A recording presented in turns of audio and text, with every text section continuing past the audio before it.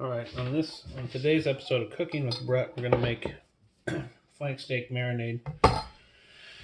So I don't measure anything, Taylor, Melissa, I just do it by feel. So I got two flank steaks here we're going to do for today.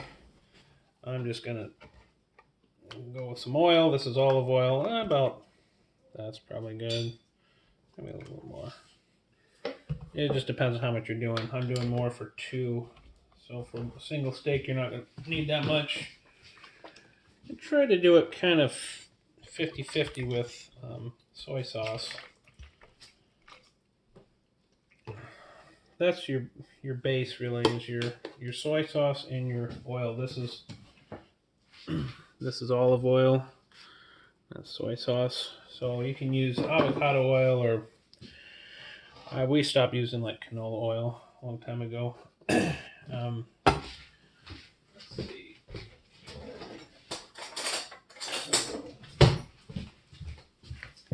Put some garlic in there. It's almost done. Do that, maybe a little more. Two. I'm gonna go a little generous. Again, this is all. You might have to play around with this. This is all to taste. I don't follow a set recipe.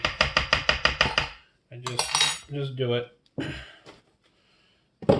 You want lemon? Like I've got lemon juice, but a lot of times I'll actually squeeze a lemon or half a lemon into it.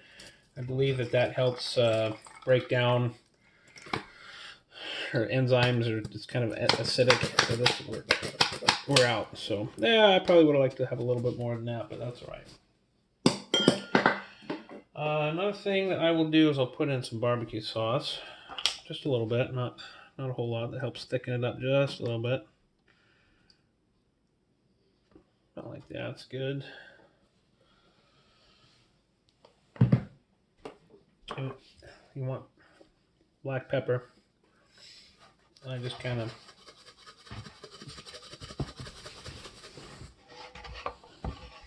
you can really see that here. Just kind of season it to like, yeah. Oh, where's the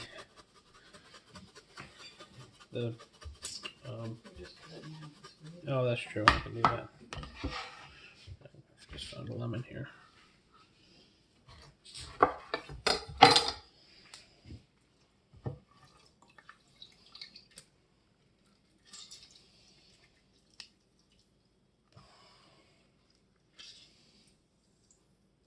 That's probably good. All right, black pepper. Sometimes I'll use, two. We have some steakhouse seasoning, Johnny's seasoning salt. It's all personal preference. You don't have to do that. I just do a little bit. It's custom. I never do the same thing every time. I mean, it's similar, but this isn't even open.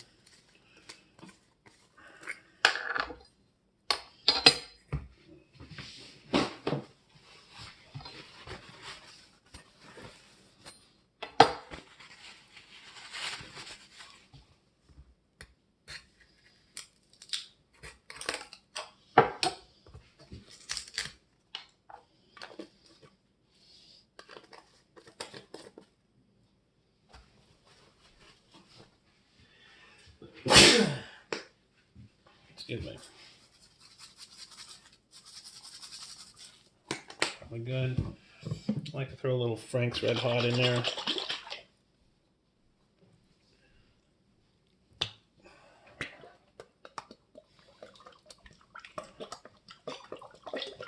Not like that. Oh, and I forgot something I've been recently doing. Sriracha. Just a little bit. I believe the last one that we had there, Melissa, had a little sriracha in it. Just a little kick. I don't even know if anybody noticed. Let's see. Let me do this. Let me mix it up.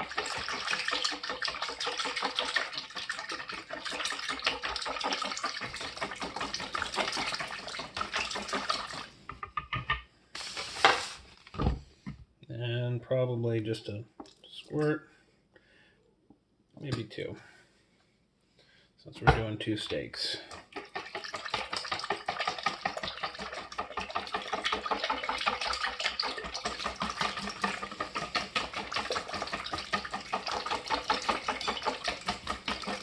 You can put in like onion powder or onion flakes. With the original recipe I use this from, that's what we use, but I haven't had that in a long time. So, and typically what I'll do, I'll just taste it on my finger and kind of figure out from there. It's like, well, does need a little bit. It's a little salty. I might actually add a little more oil.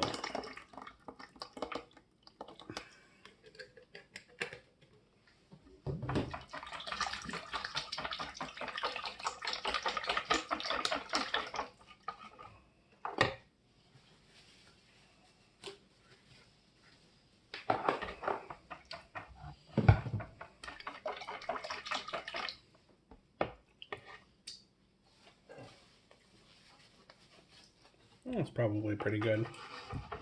Sometimes I'll put mustard in, or honey, maybe a little bit of honey. I'm not going to do that this time.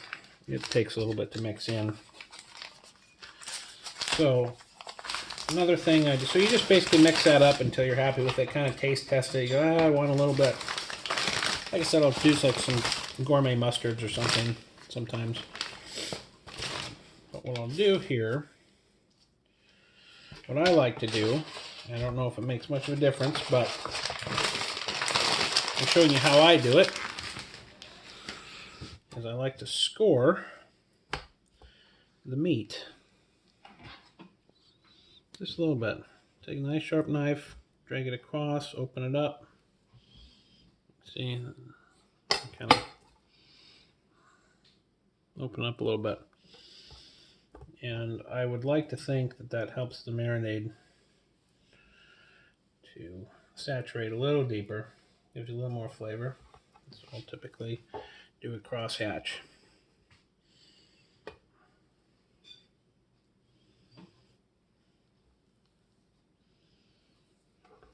And I'll do it both sides. With flank, you got to be careful not to go too deep, because you'll cut right through it. Especially if you've got a nice sharp knife like this, which, by the way, I use that. Works awesome. The chef's choice.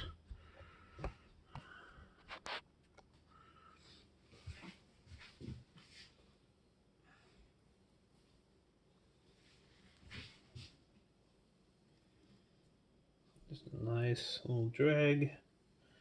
Should have a nice little pattern like that. That's what I do.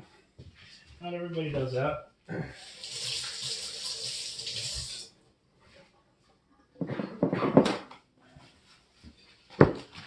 Take a bag.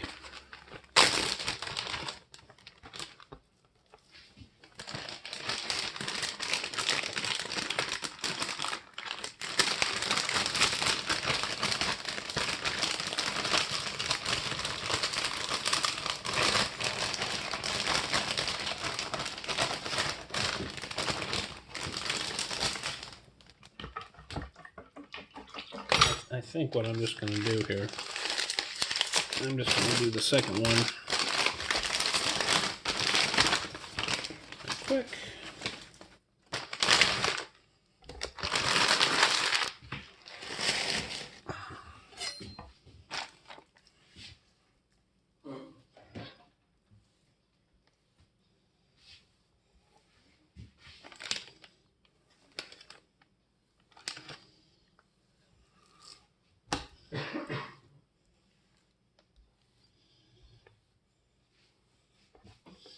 Just a little bit. You can hardly see it.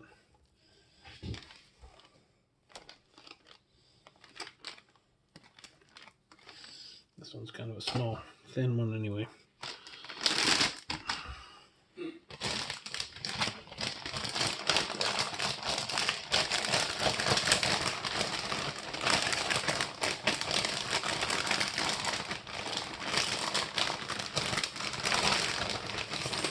fold those in like that. Mix it up as good as you can.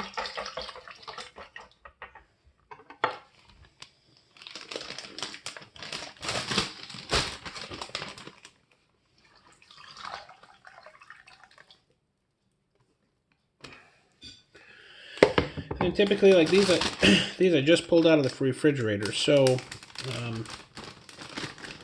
it's 10:30 now, and so, and obviously we're traveling. I try to get as much air out of it as I can. Typically, you want to do this at least 2 hours before you cook it. And then if you do that, then you just leave them out. Don't put them in the fridge because you want them to come up to temperature before you cook them. But what I like to do is sit it like that on the counter, whenever you're in and out, at least 2 hours. Longer is a little bit better. In this case, for today, it's going to be longer than that. And then flip it every, half hour, an hour, whatever. I mean, if you have a short amount of time, you only have an hour, that's fine. Then flip it, every 20 minutes or whatever. Just flip it over and let it, try to keep do whatever you can to keep as much juice on it. And 2 hours is a good rule of thumb. More is better. I don't know that, like overnight, if that's going to be any better than, say, 4 hours. There's diminishing returns at some point. So that's what I do. And then when we grill it, generally I like to, heat the grill up really hot, fire it up and get it on hot, get it high, and then whack it all down, all to low. You stick it on there, it sears it. You get maybe, like a minute or something, and then flip it. And then that to kind of sear it. And then you, or maybe don't flip it. And then, go about maybe 5 minutes and then flip it. And it's generally, a steak like this takes about 10 minutes on the grill on low with the hood closed. Your results and your grill may vary, but that's what I like to do. I like to not keep it on one side any more than 5 minutes and flip it so that you don't burn it, especially if you add things in here that can caramelize, like barbecue sauce will caramelize and burn and crust, and any type of sugar, honey, which I will add a lot, maybe a teaspoon or a spoonful of honey type of a thing. I didn't this time just due to time constraints, but anything like that can caramelize and crust up. You want to not leave it on the flame as long. So that's what I do. Roughly 10 minutes, 12 minutes maybe at max for a medium rare. And then I pull it off the grill, bring it in, and I like to let it sit for a couple minutes if possible. And then I cut it up, kind of as you've seen, where I'll put it on here and I'll just slice it, usually at an angle, or you can just do a straight chop, and maybe that pieces about that thin, and like I'll just kind of carve it. That's personal preference, up to you, but that's how I do it. And again, this whole thing here, that's all personal preference. You can see how I've done it, and mine change tastes a little bit every time. Some I like better than others, and I don't measure, so it's just a feel. So all right, hope you can use that, and we'll talk to you later.